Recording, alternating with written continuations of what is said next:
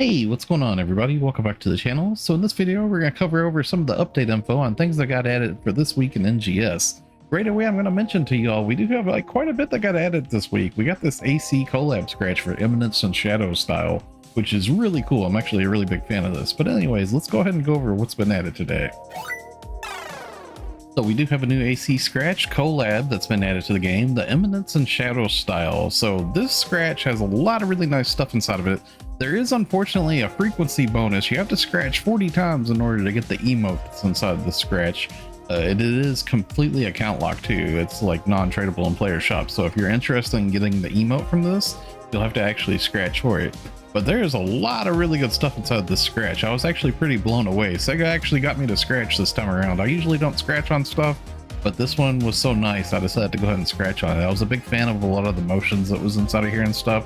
The motions all have like little like vanishing moves and stuff like that. They're really cool. I did want to mention, whenever it comes to the scratch in particular, my friend Ruine, he made an outfit showcase video to like a color guide showing off the differences between all the outfits inside of here. So I'm going to leave a link to her video in the video description below so y'all can go check that out. It'll help you decide on which one of these outfits you might want to pick up. So I did want to point out to you all that Zandy's seasonal point shop has been updated. So there's a whole bunch of new stuff that you can get inside of there. Some new augment capsules, accessories, and items and different things.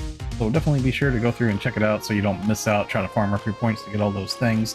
Of note, I do want to mention there is 250 more alpha reactors in there. So it's a pretty substantial amount of Masada that you can get just from that alone, let alone from the other capsules and stuff that you can get inside of there too. So be sure to check her out. We do have a new limited time quest that's been added to the game. That's the Drill Unidentified Region A64. This is a pretty fast LTQ. This one's going to be 5 minutes every single time. It's just based off of a time limit and however many enemies that you kill in it and stuff. The loot pool has some pretty nice stuff inside of it. You can get a hold of Gigas Mass State capsules as drops, so that's pretty nice. And it also drops some new triggers that you can fight the Ruine's Gryphon. There's a 4-man trigger for fighting the Gale Gryphon. And that quest is actually pretty cool too, and it's very fast as well. We did it earlier and it only took us like 2 minutes to kill it. As I mentioned earlier, there is a new trigger that's in the game where you fight the 4-player version of the Gale Gryphon. And you can actually trade for these at the Alliance activity and support NPC Tim as well. You can trade in Alliance badges for those. So we do have a new mission pass that's been added to the game this week. NGS Season 34 is here. And this actually has a lot of really nice outfits and accessories inside of it this time around. So definitely be sure to check it out. So we do have a new Star Gem scratch that got added this week, which is a refined form July 24. This has some pretty nice stuff inside of the listing too. So definitely go through and check it out. There's some really nice cast parts in particular that was inside of here. The Type 2 cast parts are really cool. They're actually from a previous Phantasy Star portable game, I believe is where they came from. I know I saw them in PSU, but I think it originally came from like one of the portable games. So it's kind of cool to see that they have added like an NGS spec version of that.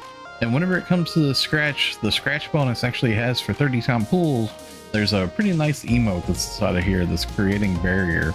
So definitely be sure to check that out. You might want to scratch to get a hold of it. So we do have a really nice buff that's going to be coming up starting on Sunday night at 8 p.m. Eastern time. This is going to be running all the way until July 29th, Monday at 8 in the morning Eastern time too. That's going to be another one of the Ultra PSO2 Day Infinite Burst.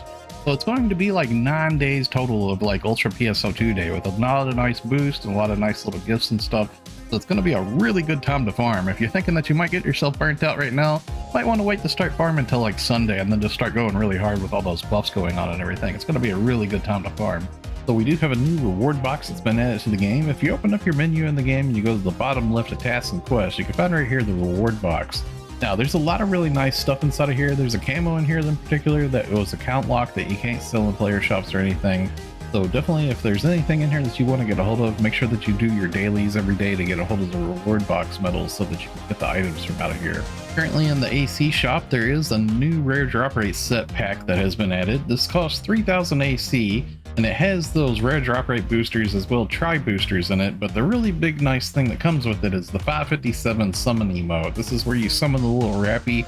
I have a preview of that. You can see a link to that up in the top right, I believe, where you summon out this little rappy after you throw a card on the ground. It's a very cute emote. It's actually can be sold in the player shops too, and it's worth a lot of money too. So if this is something where you want to spend some AC and get some solid Masada, that emote will get you a lot of Masada most likely. So the Arks record for this week is going to be for the Dreisen plant board. You can find that over in the Stia region, over in the Dreisen plant, of course. Pretty self-explanatory.